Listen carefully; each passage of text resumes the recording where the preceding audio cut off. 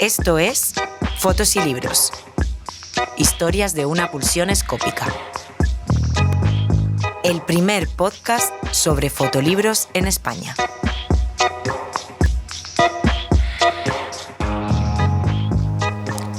Un fotolibro siempre impone un límite, el del papel. Sus páginas no pueden ser infinitas como el scroll de la pantalla, y cuando se encuadernan también marcan una estructura. Quizá por eso el concepto de edición y secuenciación es tan importante para el fotolibro. En el proceso de seleccionar entre las, a veces, cientos de imágenes de un proyecto, ordenarlas para crear una secuencia y maquetarlas en la página es donde nace la magia. Las imágenes toman vida, como si fuesen notas en una melodía que comienzan a sonar, a marcar ritmos, repeticiones y resonancias con otras. Y de repente, la imagen individual se funde en una experiencia más amplia, en la que es mucho más importante por el modo en que dialoga con las demás. Decía Jerry Badger que el fotolibro es como una película, en la que cada foto es solo uno de los fotogramas.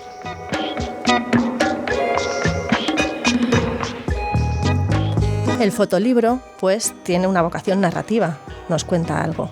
Pero existe una infinidad de formas de contar con imágenes. A veces es de modo más poético, otras más sensorial y otras, sí, también volviendo a las estructuras clásicas narrativas. A veces la imagen está sola, otras viene acompañada por textos que la anclan o todo lo contrario, que la hacen aún más enigmática.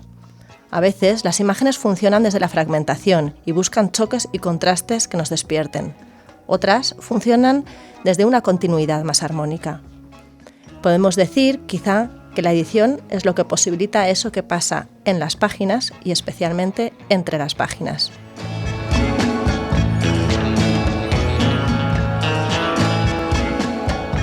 Pero ¿cómo podemos abordar la edición de un proyecto fotográfico? ¿Cómo se construye una secuencia? ¿Cómo sabemos cuándo funciona? En definitiva, ¿cómo se cuenta con imágenes? Somos Marta Martín Núñez y Nieves Limón. Acompáñanos para responder estas y otras preguntas. Bueno, pues una de las cosas que hemos comentado en este podcast, creo que desde el primer capítulo, si no me equivoco, Marta, es precisamente esto que acabas de explicar. Lo importante que es el trabajo de edición para hacer de un conjunto de fotos algo con sentido, para lograr un orden y conseguir decir algo con ellas, para generar en definitiva una estructura. Vamos, que el trabajo de editores y editoras no es una cosa menor cuando hablamos de fotolibros, ni mucho menos. Pero paradójicamente, a veces es una figura muy desconocida, que opera casi en la sombra, que se incluye discretamente en los créditos tras el nombre del fotógrafo o la fotógrafa. Por eso, para tratar este tema, hemos pensado que hoy podían acompañarnos 3 personas con muchísima experiencia en el ámbito de la edición fotográfica: Antonio Soubanova, Montse Puig y Ale Llobet. ¿Cómo estáis? Muy bien. Contentos de estar aquí. ¿Con ganas? Sí. Bueno, pues vamos a pasar ahora un rato que espero que sea muy divertido. Así que, pues, allá vamos con el capítulo de hoy. Antonio Soubanova es fotógrafo. Creo que todos le conocemos por su mítico trabajo Casa de Campo, editado con Mac, o Un universo pequeño, editado con Cal y Sidret, y también con Graffiti, bajo el sello de la misma editorial. Pero es más, Antonio, además de ser fotógrafo, ha diseñado los libros Ustedes los vivos, de David Hornillos, y Swimming Pool, de Michele Tagliaferri, y ha ayudado a que vieran la luz un conjunto de trabajos fotográficos bastante numeroso. Viendo tu trabajo, Antonio, los tiempos que has tomado también entre cada uno de ellos, intuimos que tus fotolibros parten de una serie de fotografías bastante grandes. Entonces nos preguntamos, ¿cómo afrontas en un primer momento este proceso de edición? Es decir, ¿cómo comienzas a seleccionar las imágenes que luego van a conformar tus propios fotolibros? En realidad, yo creo que nunca he tenido un método muy definido. O sea, siempre he ido construyendo en función de una manera un poco intuitiva, ¿no? O sea, cómo venían las imágenes, lo que te decían las imágenes, la idea previa que tienes del proyecto, y conforme vas construyendo vas cambiándolo todo. Entonces, hasta generar una especie de sistema que tenga su propia lógica.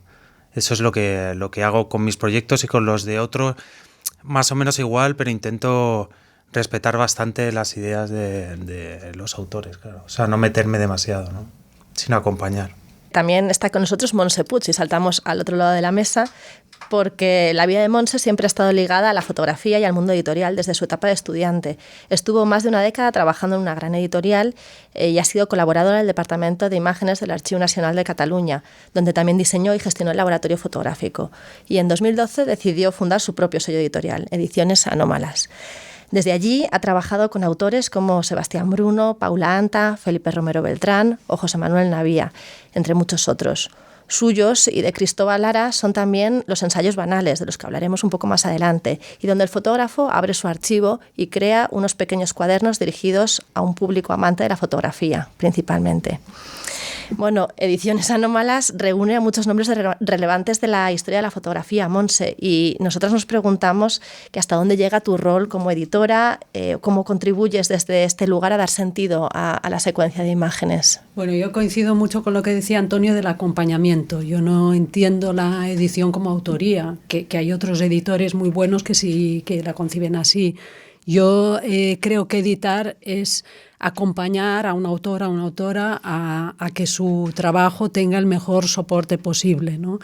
En ese sentido sí que diría que hay diferentes grados de maneras de trabajar, ¿no? Desde autores que te vienen con proyectos ya muy cerrados en los que tú no entras, que luego quizás hablaremos, pero los ensayos banales eran algo así, a autores que tienen trabajos muy potentes pero que van muy perdidos en la edición y en la secuenciación, ¿no? Yo creo que idealmente la secuencia debería ser de autoría, pero no siempre puede ser así, ¿no? Porque yo creo que a editar y a secuenciar se aprende mucho viendo muchos libros y haciéndolo, ¿no?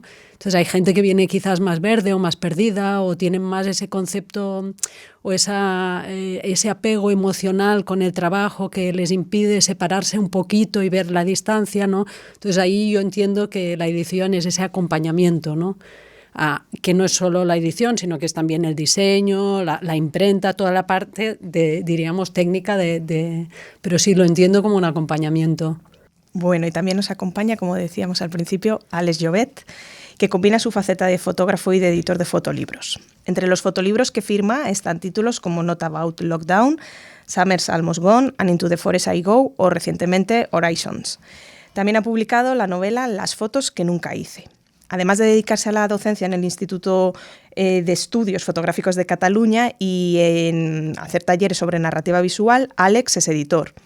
Ha fundado la editorial Ediciones Posibles junto a Josep Maria de Llobet y desde su creación han publicado más de una treintena de fotolibros. Si no nos equivocamos con ninguno de estos datos, ¿verdad? Estamos ya cerca de los 40, sí. Casi una cuarentena de fotolibros. Bueno, Àlex, ¿cómo es esto de estar en ambos lados? ¿Tener tan presente la doble faceta te facilita el trabajo en uno u otro sentido? ¿Lo complica? Comparte con nosotras. Sin duda lo facilita. Yo estoy muy de acuerdo con lo que han dicho ambos. Creo que el trabajo de edición es un trabajo de acompañamiento fundamentalmente.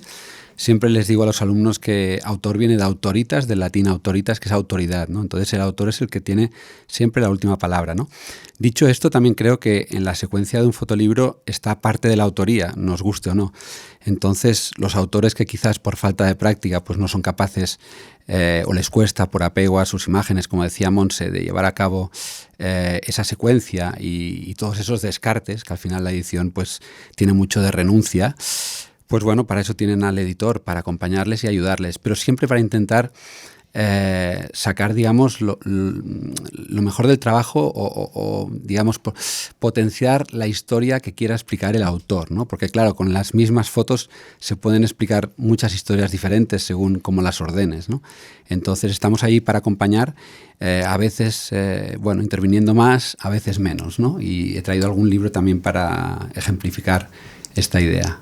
Muy bien, qué interesante esto. Bueno, en la gran mayoría de los fotolibros al final son las fotos, ¿no? el elemento narrativo principal. Jerry Badger nos hablaba del concepto de narrativa elíptica, donde lo importante no es solo la foto en sí misma, sino el vacío que queda entre foto y foto y que pues completa cada lector, ¿no?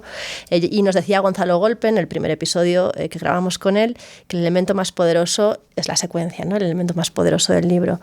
Montse, entrando ya un poco en materia, la colección de ensayos banales aquí trabajas con las fotos del archivo de Cristóbal Lara para detenerte en gestos o motivos muy concretos, ¿no? Y que es un trabajo extraordinario.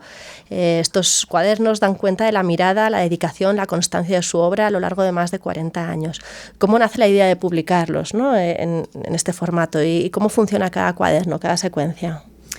Mira, este es uno de los ejemplos, si no el único quizás en Anómalas, en el que yo he aceptado un trabajo que ya venía totalmente hecho. Es decir, que aquí no he hecho nada. Pero sí que me resulta interesante explicarlo porque, claro, yo le conocí a Cristóbal en Cuenca casualmente, pasé el día con él y luego pensé, voy a decirle que si algún día quiere hacer algo, ¿no? Pues al final el papel de editor también es este. O sea, es una parte muy importante para mí de crear una editorial, es crear un catálogo y decidir quién quieres que esté en ese catálogo y que ese catálogo tenga algo que le dé una cierta coherencia, ¿no? Entonces yo pensé, bueno, me gustaría tener a Cristóbal en el catálogo, voy a lanzarle la... Y entonces él me dijo, mira, yo tengo una cosa en la que estoy trabajando de hace tiempo, pero es una cosa que yo te la daría cerrada. Es decir, cerrada hasta tal punto que las portadas, él es muy amigo de Roberto Turégano, que es diseñador y que es un gran tipógrafo, y él dijo, yo tengo claro que la portada tiene que ir con una tipografía de Roberto. Entonces, en esta colección hay cosas con las que yo no estoy de acuerdo, pero que las he aceptado, ¿no? Y, por ejemplo, me parece interesante, y sobre todo en el quinto, en el de los rojos, yo... Una vez estaba publicado el libro, pensé, le voy a preguntar a Cristóbal porque había algo que a mí me chocaba muchísimo, ¿no? Este libro, no sé si lo conocéis, pero bueno, es un libro que trabaja el color, ¿no? Él en los ensayos banales, en cada cuaderno, trabaja un aspecto de la fotografía, ¿no? Estos cuadernos él los planteó como los ejercicios que él había hecho durante toda su carrera para, diríamos, coger la rapidez que él decía que no tenía a la hora de trabajar, ¿no? Entonces, por ejemplo, en Archipiélago, en el primero, son los archipiélagos, que son las pequeñas islas que hay en pueblos de toda España, y él lo que hacía es trabajar los fondos, es decir, tener interiorizados los fondos de las fotos para luego, cuando iba a fotografiar y pasan cosas por allí, él ser más rápido, ¿no? Entonces, cada cuaderno responde a una diferente idea. Entonces, en los rojos, claro, trabaja el color y justamente el rojo, que es muy potente. Entonces, encontramos esta puesta en página en la que hay una foto a un lado y dos al otro. A mí esto yo nunca lo hubiera hecho así, porque es muy potente y hay demasiada información, ¿no? Hay otra que todavía me parece más bestia, ¿no? Porque esta foto, que es tan espectacular y tiene dos más, yo no habría hecho una maqueta así. Entonces, cuando ya lo habíamos hecho, le dije, ¿esto no te parece que es muy de prensa? No de libro, sino de prensa, y me dijo que sí, que sí, pero que a él le gustaba así, y ya está. Entonces, también hay renuncias en el trabajo de edición, no solo por parte de los autores, también de los editores y las editoras. Yo creo siempre que el punto bueno es cuando todos quizás hemos renunciado un poco, pero todo el mundo acaba contento. Ese es el gran reto. Volveremos ahí en un rato en la conversación, pero ya así como titular, nos podemos quedar casi con ese titular del capítulo, ¿no? Que todo el mundo quede contento con su libro, ¿no? Sí. Bueno, pero luego además de las imágenes, que Montse ha hecho mucha referencia a algunas específicas de los fotolibros y como luego también comentaremos, siempre están las referencias acompañando estos capítulos, hay muchos otros elementos que entran en juego, ¿no?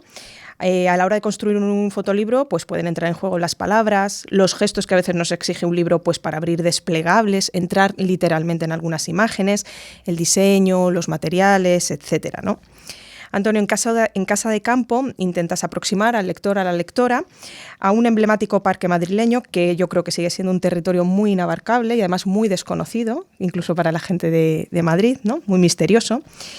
Y vemos en la propuesta que haces desde el comienzo en el libro esa vertiente quizás un poco más narrativa de cuento de folclore tradicional. ¿Cómo articulaste la sucesión de las 73 imágenes que componen el libro La Publicación? ¿Cómo llegas a esa idea de crear un cuento tradicional que se respira en todo el libro, desde el propio diseño, incluso desde su cubierta? Un poco suma de cosas, lo que te decía, mientras iba trabajando. Lo primero, el sitio me encantaba, me parecía que estaba lleno de misterio.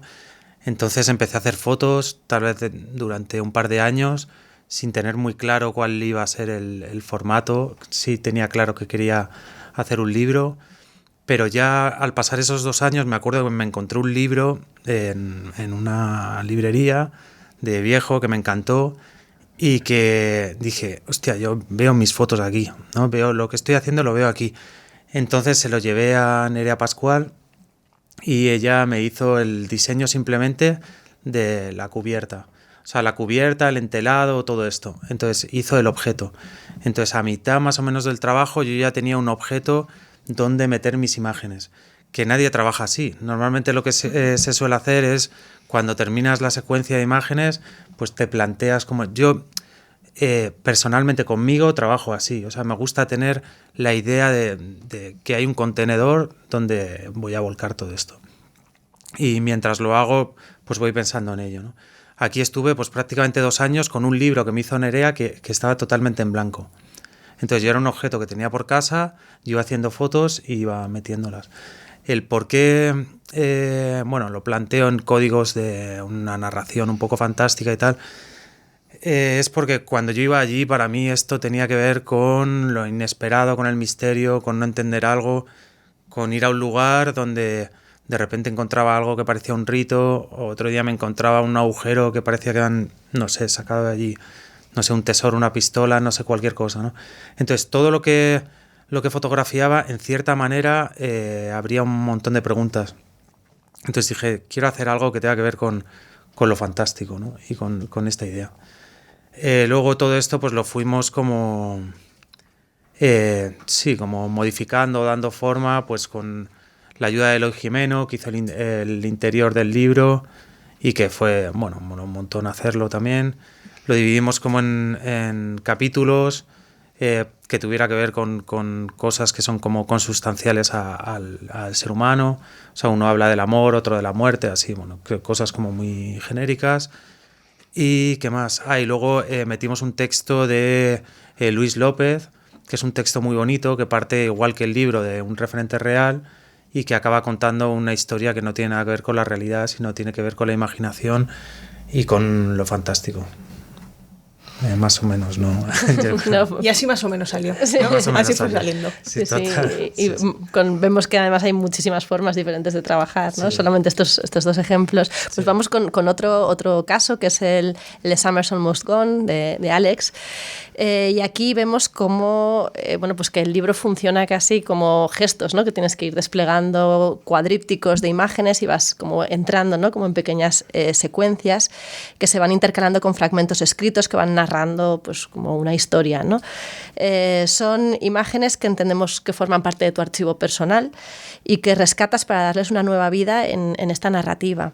En este caso, ¿cómo funciona tu proceso, ¿no? O este proceso de recontextualizar las imágenes para contar con ellas otra cosa? Hay imágenes a las que entiendo que además tú tienes como un apego familiar, ¿no? No exactamente.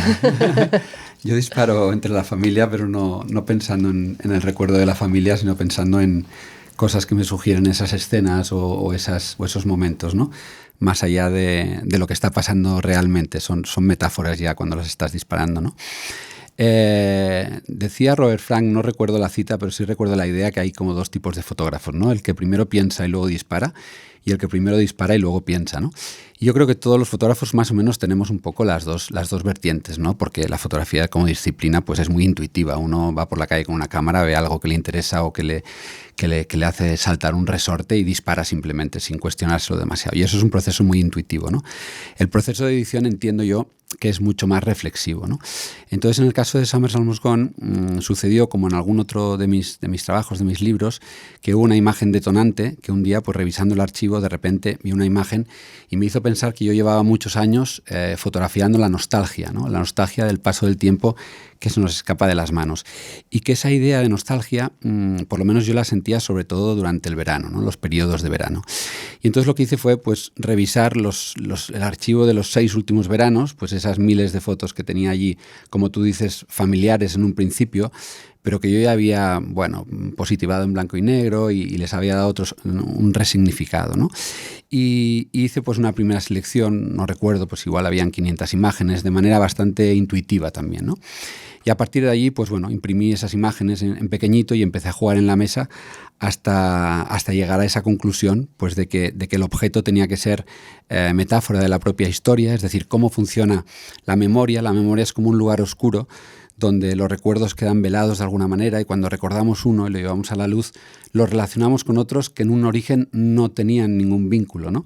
Entonces así es como pensé en construir este objeto. Es un objeto que se puede leer todo oscuro, digamos, todas las imágenes están muy oscurecidas, pero que cada 2 páginas se abren en un cuadríptico que te explica pues una pequeña historia inventada relacionada siempre con ese gran tema de la nostalgia. Además sentí que faltaba también el elemento textual, ¿no? para reforzar un poco estas ideas, porque bueno, en muchos de mis libros salen niños, ¿no? Muchas veces me preguntan ¿por qué fotografías a niños? ¿No? Y yo digo, bueno, es que en realidad estoy fotografiando el recuerdo que yo tengo de mi infancia, es decir, los niños no son los protagonistas, el protagonista es el adulto que recuerda su infancia, que es un punto de vista bastante diferente, ¿no? Y bueno, conocí a Lara Moreno a través de escritos suyos que había publicado. La contacté y bueno, ella pues felizmente accedió a escribir un texto al que yo solo le pedí que se centrara en la relación adulta, ¿no? De esos veranos, de una pareja que está viviendo esos veranos y que por alrededor hay niños que hacen ruido, pero la historia va de los adultos, ¿no? Y ella escribió un texto muy bonito en clave de narrativa poética que se va pues alternando con las imágenes, como tú decías. Formas, ¿no?, de contar con imágenes, hay muchas, ¿no? Y de hecho los gestos, ¿no?, de entrar en cada uno de estos cuadrípticos también es para mí por lo menos parte de la narrativa, ¿no?, de cómo cuentas esta historia, ¿no? Absolutamente, y tiene un elemento de misterio siempre, ¿no? El hecho de tener que abrir una página. Hay gente que ha venido a las ferias a mirar este libro, ha abierto el primer cuadríptico, recuerdo una chica en Arles, y miró el resto del libro sin abrir ni una página, ¿no? Y al final le dije, mira, es la primera persona que veo que mira el libro sin desplegar. Dices que para mí ver las imágenes oscurecidas me parece mucho más evocador, ¿no? No quiero verlas bien, quiero imaginar lo que hay detrás de ellas, ¿no? Y se compró el libro y me prometió que nunca lo abriría, ¿no? Bueno, formas muy diferentes de construir un libro, de contar, de editar. Llevamos ya un buen rato hablando del trabajo de edición, de la labor de los editores, de las editoras, pero creemos que a veces esto también puede ser un poco confuso. Quizás debemos comenzar a diferenciar entre el trabajo de edición, ese que nos estáis ahora explicando, ¿no?, de seleccionar, ordenar, secuenciar, poner en página, tener ese objeto para llenarlo de fotografías, como decía Antonio, y el que hacen las editoriales publicando libros, en el que al que normalmente también nos referimos como editar un libro, pero en el que ese proceso de selección y de ordenación, por resumirlo mucho, no siempre se da.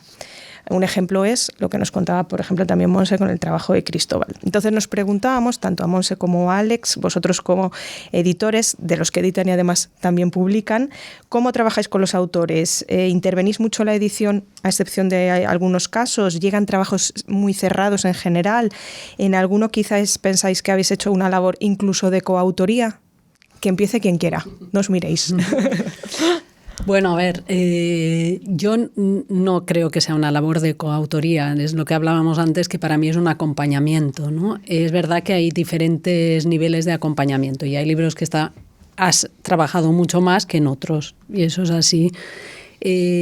Para mí, o sea, llegan libros cerrados, a mí me han llegado a mandar propuestas que vienen ya con el presupuesto de la imprenta, es decir, que ya lo han hecho todo y tienen. A mí esto no me interesa porque muchas veces les digo, tú no buscas un editor, buscas un distribuidor. Es decir, hay gente que quiere hacerse el libro, pero cuando llega el momento se dan cuenta de que hay una parte después que les va a costar y dicen, voy a intentar buscar una editorial. Hay muchas editoriales que funcionan así. Es decir, que no es algo que sea general lo que yo digo lo que en Anómalas nos gusta es todo este proceso previo. A mí, o sea, toda la parte de distribución, de ferias, toda esta pelea para que un libro esté visible, para alargar su vida, que no sea solo una novedad, sino que al cabo de 2 años todavía puedas acompañar ese libro, luego lo hago con mucho gusto, pero no es la parte que más me gusta de mi trabajo, por supuesto. Entonces, claro, hacer solo esto, de momento ha pasado con los banales, pero no lo he hecho más, ¿no? Entonces a mí la parte que disfruto es la parte de acompañamiento, incluso cuando se puede intentamos quedar con los autores y hacer un fin de semana. Ahora tenemos previsto un trabajo que es un encierro de un fin de semana o 3 días para hacer una primera puesta en página, en mesa. Normalmente no editamos desde la editorial sin los autores, o sea, lo bonito es hacerlo juntos. Entonces, es todo un pacto que va cambiando cada vez. También me ha pasado a veces, ¿no?, de autores que han dicho, mira, yo a este trabajo le he dado tantas vueltas y lo tengo tan que os voy a mandar las fotos y a ver qué me proponéis, ¿no? Pero tiene que ser, o sea, la parte bonita de todo esto es el proceso. Sí, yo creo que estoy de acuerdo con Montse en el 80% de las cosas que ha dicho. ¿Y el otro 20%? Ahora lo explico. A mí también me llegan mails de este tipo y me llegan muchos mails encabezados por Hola Montse. Sí, es decir, que son autores que deliberadamente pues, han cogido el mismo mail, corta y pega, y bueno, como somos poquitas editoriales, es difícil que publique un trabajo de un mail encabezado por Hola Montse, porque claro, quiere decir que es alguien que ya directamente no se ha preocupado ni a mirarse, bueno, pues cuál es tu línea editorial, cuáles son tus intereses, etcétera, ¿no? Pero bueno, bromas aparte, creo que sí, que para nosotros también, Josep María y yo, es muy importante el proceso y lo divertido de publicar es justamente participar de todo el proceso de edición, de creación, de conceptualización, la parte de distribución, todo esto pues es lo más aburrido, ¿no? Que también hay que hacerlo y se hace a gusto para dar visibilidad a los trabajos. Pero creo que cada proyecto es un mundo, ¿no? Entonces sí que a veces hay autores que, como decía ella, lo dejan en tus manos, ¿no? Incluso a distancia. Y yo sí que siento que en la secuencia hay una parte de autoría, ¿no? Y creo que es importante defenderlo como tal, ¿no? Después hablaré de un libro, Illa, de Salva López, diseñado por Eloy Jimeno, que antes mencionaba Antonio, y recuerdo estar en la presentación del libro. Y cuando fui a pedirle a Salva que me firmase el libro, me dijo, mira, te lo firmo con una condición. Dice que también lo firme Eloy. Dice, porque este libro es 50% de los dos. No existiría si no fuese por el trabajo de Eloy. Entonces, bueno, en Posibles, pues hace poco publicamos el trabajo Promenade de Leila Forés. Es un trabajo que Leila me mandó, me escribió un mail, me dijo, mira, quiero autopublicarme un libro, no sé ni por dónde empezar, yo soy fotógrafa, ¿no? Entonces me gustaría contratarte como editor freelance, cosa que hago con normalidad, ¿no? Entonces, bueno, me mandó todas las fotos, no sé, 300 autorretratos, yo los imprimí y digo, bueno, ¿ahora por dónde empiezo? Bueno, muchas conversaciones con ella, obviamente, para entender cuál era el discurso y las circunstancias de ese trabajo y dónde quería llevarlo, pero al final estaba yo solo en una habitación con una mesa enorme llena de fotos, ¿no? Y todo autorretratos, y digo, ¿cómo organizo esto, ¿no?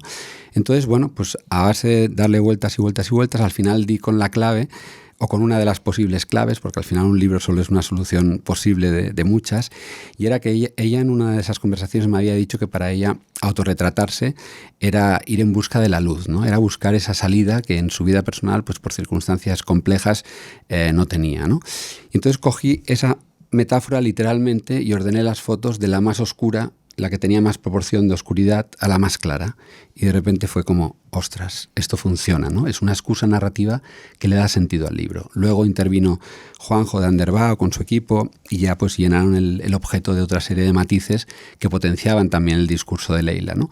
Y quedó un libro magnífico del que yo sí que siento una parte de autoría, ¿no? Porque creo que en la secuencia está, y a veces pues bueno, los autores no son capaces, o por apego o por falta de experiencia. La edición es un músculo, en fin, es como tocar la guitarra, ¿no? A base de tocar acabas aprendiendo, ¿no? Pues esto es lo mismo. En algunas de las cosas que vais comentando, yo creo que ya se han dado pinceladas de lo que implica trabajar y sacar adelante una editorial independiente. Entonces, pues Marta y yo nos preguntábamos, pues cómo se puede mantener vivas estas editoriales si se asume mucho riesgo con cada uno de los libros que publicáis, que sacáis al mercado. Mucho. Como resumen, otro titular. Mucho. A ver, yo creo que en esencia lo que hacemos, antes lo comentábamos, es imposible que exista. Es decir, objetivamente, yo hace poco tuve una charla con un amigo que es director de cine y me preguntaba por todas las, ¿no? ¿Y cuánto cuesta? ¿Y cuánto? Y me decía, pero es que esto es imposible, no salen, ¿no? Los costes, las tiradas, que no vamos a entrar en esto porque estamos en otra, pero sí que es verdad que es algo que objetivamente es muy difícil. Y, sorprendentemente, está lleno de editoriales, está lleno de gente que hace libros. Este fin de semana hemos estado en Fiebre. Es un mercado efervescente, ¿no? Entonces, yo creo que es verdad que hay mucho. Yo desde siempre, desde el inicio, también quizás venía ya del mundo editorial y toda la parte, diríamos, para mí no es un hobby, yo quiero estar en la industria, dicho a lo bruto, es decir, quiero estar en la parte editorial en que esto sea viable, ¿no? Económicamente viable. Entonces esto me obliga a hacer muchísimos equilibrios, es complicado. hablábamos antes, desde que se dispararon los costes del papel, hacer libros se está convirtiendo en un infierno, ¿no? Yo creo que todas las editoriales, todos los editores tenemos un componente de romanticismo, de inconsciencia, ¿no? En fin, un poco Don Quijotes, ¿no? Luchando contra... Pero bueno, al final es un acto de amor, ¿no? Hacer un fotolibro es un acto de amor por los libros, por la fotografía, por la narrativa, bueno, de respeto por el autor, sabiendo que hay lectores allá que tienen ganas de recibir estos proyectos, ¿no? Entonces, no sé, por lo menos desde Posibles no lo tomamos tanto desde el punto de vista, desde luego, como negocio. O sea, el objetivo de la editorial desde el principio fue no perder dinero, porque, bueno, entendemos que es algo que nos apasiona y quizás, bueno, como somos también autores, no como Montse, pues bueno, ya nos compensa, digamos, ¿no? El hecho simplemente de cubrir, porque también nos permite, pues, publicar nuestros propios trabajos, ¿no? Y tener visibilidad y buena distribución. Entonces hay como otros factores que igual no se ven tan claros, pero también están por allí, ¿no? Pero sí que es verdad que el editor es un coleccionista de proyectos, ¿no? De proyectos que le son afines, que le han tocado la fibra, que de repente dices, es que esto tiene que ver la luz, ¿no? Y yo quiero poner mi granito de arena para que esto suceda. Nosotros publicamos libros a veces que tenemos claro que se van a vender muy mal y muy poco, pero que son libros que merecen estar allí porque van a conectar con una parte del público, ¿no? Bueno, yo creo que los nombres de vuestras editoriales, Ediciones Posibles, Ediciones Anómalas, ya es bastante sugerente, ¿no? Y ya es toda una declaración de intenciones. Pero bueno, ahora, Antonio, volvemos contigo y tú has publicado con editoriales muy diferentes, algunas más grandes, otras más pequeñas. ¿Es muy distinto el trabajo con unas y otras? ¿Cómo han intervenido en los procesos de edición en cada caso?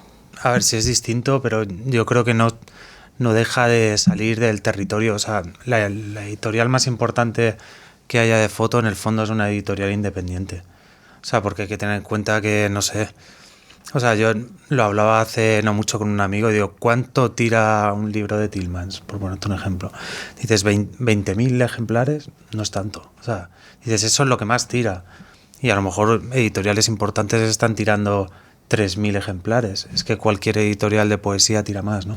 Entonces, me refiero, al final, en los libros de foto creo que es algo súper underground y parte de eso yo creo que radica el encanto. O sea, da igual la editorial sea lo que se considera más grande, más pequeña, son muy independientes todas. Entonces, bueno, tiene, yo creo, por ahora la ventaja de que normalmente son lugares donde se pierde dinero, o sea, no se gana dinero. Lo pones, o sea, como una ventaja. Yo lo veo totalmente una ventaja. O sea, cuando la cosa es una industria, es un horror. O sea, el cine, cuanto más industria ha sido, peor. La literatura igual. O sea, cuando más metido está en la industria, yo creo que al final, obviamente salen a veces cosas increíblemente buenas, pero claro, ahí está el condicionante del dinero. Cuando no está el condicionante tanto del dinero, se sabe más o menos que esto es un acto poético, sí, pues al final yo creo que gana la creatividad, yo creo, sí, porque no está al servicio de nada. ¿Puedo hacer un pequeño apunte? Por supuesto. Estás en tu mesa. Que yo la industria entiendo como algo de un proceso en el que hay una implicación del principio al final. Es decir, yo si hago libros por amor al libro, no sé qué bien le hago al autor. Si no soy capaz de implicarme a fondo hasta que este libro vea no solo la luz, sino que llegue al máximo de gente posible, que tenga una distribución profesional, que tenga... Para mí es esto, o sea, la industria no me refiero a Hollywood, me refiero... No lo decía por eso. ¿Sabes? A hacer algo en el que tengas todo el proceso. Por ejemplo, la distribución es una de las claves. Muy pocas editoriales consiguen tener distribución o quieren tenerla, ¿no? Pero si no tienes distribución, es evidente que cuando tienes distribución ganas poco dinero porque se lleva mucho margen.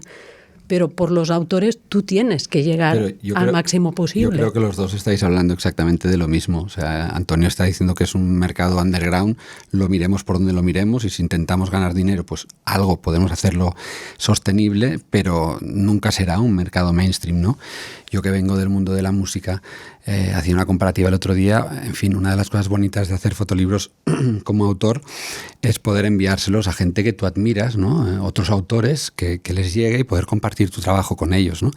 Entonces hacía el símil con la música, decir, bueno, pues no sé, yo publico un libro y me apetece que lo lea pues Brian Schumann, ¿no? Le escribo en el Instagram, al cabo de media hora me contesta, oye, te quiero regalar mi libro. Pues encantado, esta es mi dirección. Le mando el libro y al cabo de un mes pues nos estamos escribiendo mails comentando el libro, ¿no? El símil en el mercado de la música pues sería intentar que tu canción la escuche Madonna, ¿no? Pues ya te puedes esperar sentado, ¿no? Pero claro, cuando publicábamos un videoclip en YouTube, pues en una semana tenía 100.000 visualizaciones, ¿no? Tú publicas tu libro filmado y en una semana pues la habrán visto tus colegas, ¿no? Entonces, claro, la proporción a nivel de industria es tan desproporcionada que al final estamos hablando de lo mismo, es un mercado súper underground. Yo estoy de acuerdo con Montse que tenemos una responsabilidad con los autores, intentar de que los libros suyos lleguen lo más lejos posibles, darles visibilidad, etcétera. Pero Antonio lo que está diciendo es que por mucho que lo intentemos, bueno, pues es un sector muy pequeñito y muy endogámico, y esa es la realidad. Y bueno, estamos aquí para hacer proselitismo del medio y para que llegue a más gente, ¿no? Pero hay algo precioso en eso. Que sea así, sí, que yo no lo veo como un problema. O sea, lo veo realmente como algo mucho más puro que cualquier otra producción de... No, es que la idea de hacer estas cosas y pensar en producción, a mí hay algo como que... ¿no? Porque al final son cosas que, lo que hablamos, son tiradas pequeñas, son donde tanto los autores se dejan mucho esfuerzo en formalizar el proyecto, las editoriales igual. Entonces, bueno, al final yo creo que de ese esfuerzo que no espera tampoco grandes réditos, sale algo mucho más bonito que si fuera un trabajo o si hubiera mucho dinero en medio, ¿no? Mucho más auténtico, sin duda. Mucho dinero no. No, dinero no hay, obviamente. Sí. Pero yo creo que en el arte en general, o sea, en el arte en general se vende que hay dinero, pero también, o sea, un poco, si te fijas en las galerías, hay galerías que funcionan, pero el 80% de las galerías son actos románticos, o sea, es que es así, y en cuanto rascas un poco ves que esto funciona así.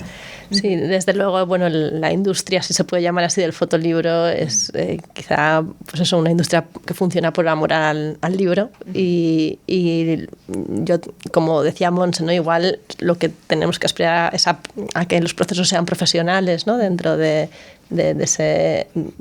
toda esa secuencia.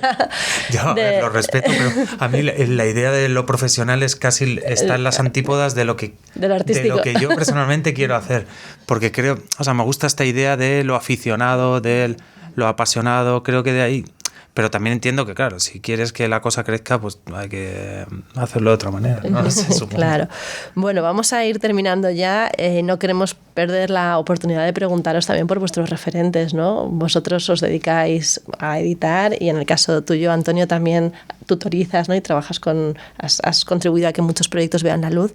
Entonces, ¿qué libro destacaríais por esa secuenciación o por esa estrategia narrativa que por algún modo pues, os ha llegado de forma especial? El libro en el que había pensado es Cover to Cover, que es un libro de un artista que se dedica al cine experimental, que es Michael Snow.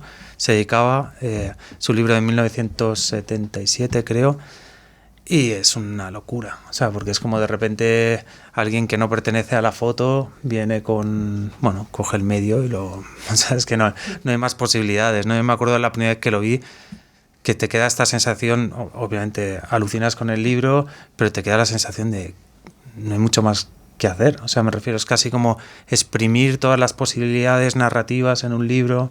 O sea, un libro maravilloso, que reeditaron yo creo hace como 6 o 7 años. Es un libro que sigue siendo aún así complicado de encontrar, pero muy bonito. Y vamos contigo, Alex. Pues yo he traído el que mencionaba antes, Silla, de Salva López, ¿no? Porque creo que es un trabajo precioso. Eloy Jimeno era un referente, ¿no? en cuanto a editor y diseñador en este país, y creo pues muchos de los grandes libros que han sido referencia en estos últimos 10 años, ¿no? Entre ellos Un universo pequeño también.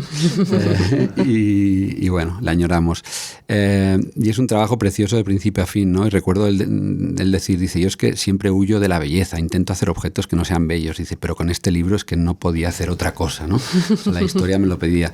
Y básicamente es una narración en paralelo. Pues Salva rompe una relación de pareja y se va a Lanzarote pues con una cámara a hacer fotos de aquellos paisajes áridos. para superar ese trauma, y cuando vuelve de ese viaje le enseña las fotos a su amigo Eloy, y Eloy le dice: con esto voy a hacer un libro. Y el otro le dice: ¿cómo un libro? Y dice: sí, porque también recuerdo aquellas otras fotos que tú tienes en aquel cajón, ¿no? Y aquellas otras fotos eran fotos en color que Salva había hecho pues con su novia en viajes a otras islas como pareja, digamos, pero fotos, bueno, hechas sin ningún propósito artístico ni de comunicar, enseñar a nadie, ¿no? Y entonces Eloy lo que hace es construir un objeto pues muy bello y muy bien estructurado, en formato de encuadernación japonesa, ¿no? Donde pone las fotos de esos viajes ocultas en la entrepágina en color, y las fotos de Lanzarote en blanco y negro, de esos paisajes donde vemos primero como él recuerda, ¿no? Nos recuerdan primero el cuerpo de una mujer, luego aparece una casa, ¿no? Se genera como una tensión con todo, imágenes en la página izquierda de paisajes, y la primera vez que aparece ella en ese intonso, escondida en la entrepágina, la página siguiente aparece la misma casa destruida, rota, ¿no? Y a partir de aquí, pues, la secuencia avanza de una manera preciosa, bueno, con otros subtemas, etcétera, ¿no? Es un libro que yo, la primera vez que lo vi, pues me robó el corazón, y siempre lo enseño en los talleres que doy. ¿Y tu turno, Montse? Yo tengo un libro desde hace muchos años que me chifla y que reúne casi todo lo que me interesa, y lo que es el libro que me encantaría poder hacer. Se llama In This Dark Wood y es de Elisabeth Tonar. Es una artista holandesa que hace un libro de artista, ediciones muy pequeñas, y en este lo que hace es que recopila un archivo de fotografías encontradas, que son todo gente que sale de un cine nocturno. O sea, todo es oscuro y son parejas que salen, y al lado coge todas las traducciones que se han hecho de los 3 primeros versos del Infierno de Dante, las innumerables traducciones que hay de esas 3 líneas. Y es absolutamente alucinante. Claro, va en consonancia el texto con él, y a la vez es casi como un homenaje al oficio de la traducción, porque no te puedes creer que se pueda decir de maneras tan diferentes. Es un objeto muy pequeño, muy sencillo, pero un libro que desde que lo encontré siempre me ha parecido redondo en todos los sentidos. Bueno, pues con estos títulos y estos modos de contar con imágenes vamos a terminar el episodio, que nos ha mostrado cómo la narrativa en manos de fotógrafos y también de editores y de editoras es un campo enorme, abierto a la experimentación. Muchas gracias a los 3, de parte de Marta y de mi parte. Nos parece una suerte ir incrementando la nómina de profesionales que están pasando por esta mesa, que estáis pasando por aquí y de los que vamos aprendiendo tanto. Es un gusto compartir este tiempo con vosotros, y como siempre decimos, para todas las personas que nos acompañan, queremos recordar que las referencias que hemos dado en este episodio estarán recopiladas en la web de Fiebre Photobook, porque este podcast, como si fuera un fotolibro, es para que lo escuches, lo leas y lo mires fuerte. Esto ha sido Fotos y Libros, historias de una pulsión escópica. El primer podcast sobre fotolibros en España. Un proyecto producido por Fiebre Photobook, grabado desde los estudios de la República Independiente de la Radio y guionizado y presentado por Nieves Limón y Marta Martín. Muy pronto, el próximo episodio.